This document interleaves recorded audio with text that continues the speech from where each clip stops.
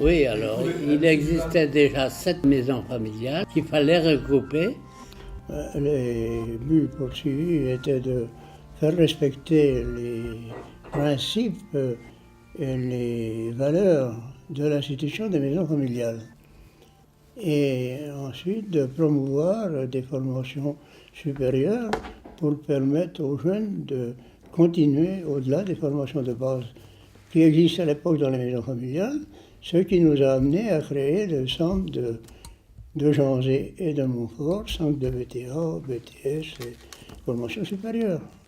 Pour moi, il était important de regrouper ensemble l'ensemble des maisons familiales parce que je ressentais très nettement le besoin pour les maisons familiales d'agir avec une seule voix auprès des pouvoirs publics pour présenter les dossiers, pour défendre leur point de vue, pour défendre leurs valeurs, en particulier l'alternance, qui n'était pas forcément très bien vue à l'époque, mais qui a fait ses preuves depuis, pour permettre aux maisons familiales de travailler ensemble, de se regrouper, d'organiser des activités, soit dans le sport, soit dans les voyages d'études, dans les découvertes, dans les différentes régions de France, et puis vraiment arriver à faire découvrir à tous nos jeunes des tas de choses nouvelles dans le domaine professionnel comme dans le domaine culturel. L'événement qui m'a le plus marqué, ça a été en 90, nous étions dans les effectifs les moins nombreux dans nos maisons familiales.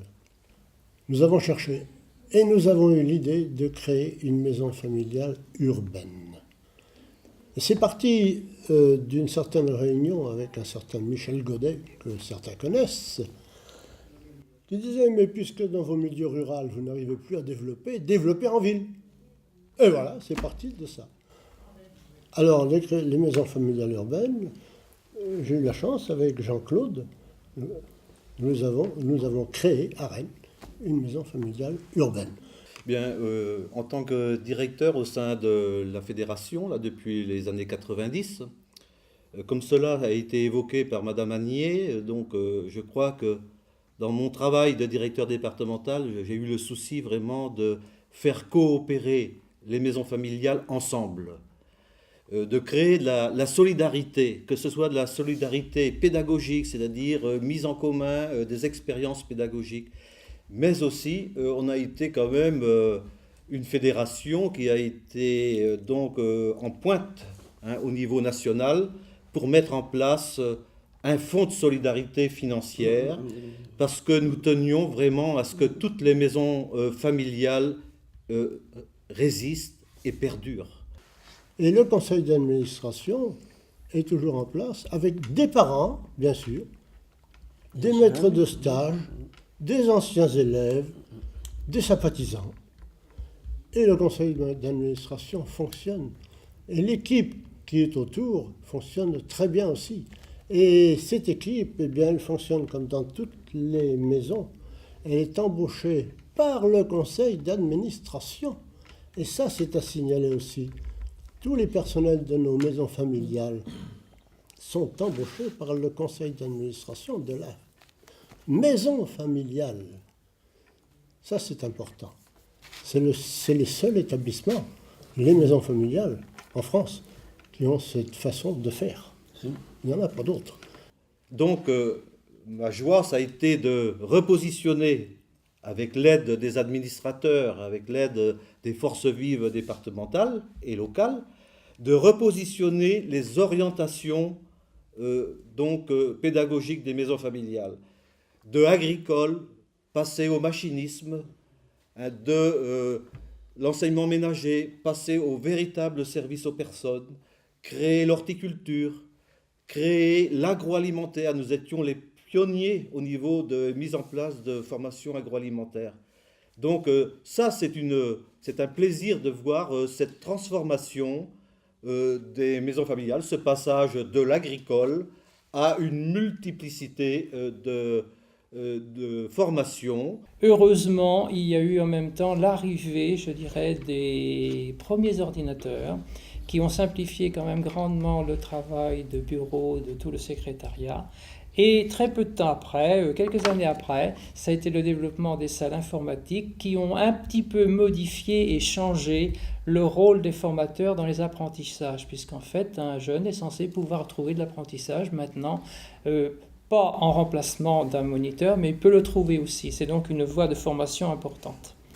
Les décrets de 1989, même si ça paraît un peu loin, ont quand même donné aux maisons familiales une réelle reconnaissance de l'alternance et des possibilités de formation à alternance au même titre qu'une formation à temps plein.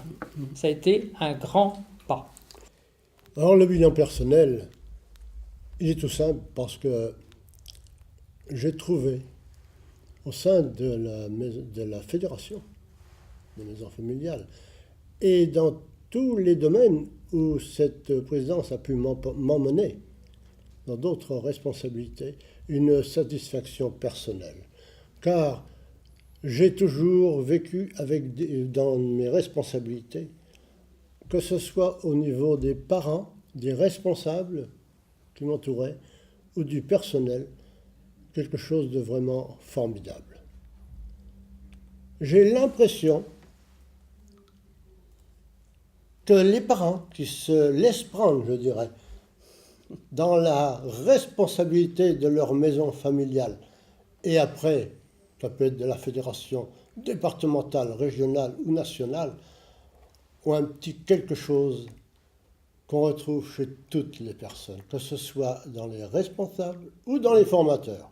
Alors si j'avais un message à laisser donc aux responsables actuels de la Fédération des maisons familiales d'Ille-et-Vilaine, ce serait le suivant: de rester actifs et coopérants pour que la cohésion interassociative reste une force de développement. En permanence, il a fallu se former et s'informer, et ceci au gré, bien entendu, des évolutions de nos organismes de tutelle et de la nécessaire projection, effectivement, qu'il y avait au sein de la fédération départementale. Donc dans le quotidien, chaque quotidien apportait sa dose de nouveauté. Et c'est toujours assez passionnant parce qu'en fait, on ne travaille pas pour hier, mais on travaille bien entendu pour demain. On trouvera toujours dans nos maisons familiales, hier comme aujourd'hui, comme demain, des responsables. Parce que la personne qui se laisse se prendre dans ce mouvement qui est tellement important au niveau des jeunes, tellement important dans la façon dont on prépare les jeunes à la vie, que des parents qui s'intéressent un peu à ce mouvement, il y en aura toujours. Ça vaut cher, cette relation-là. C'est un enrichissement important. Je crois que on voit les choses différemment. Je peux dire aujourd'hui, avec le recul, que ça a été un grand bonheur pour moi de travailler au sein de cette fédération. Continuez à s'aimer. Ce n'est pas fini.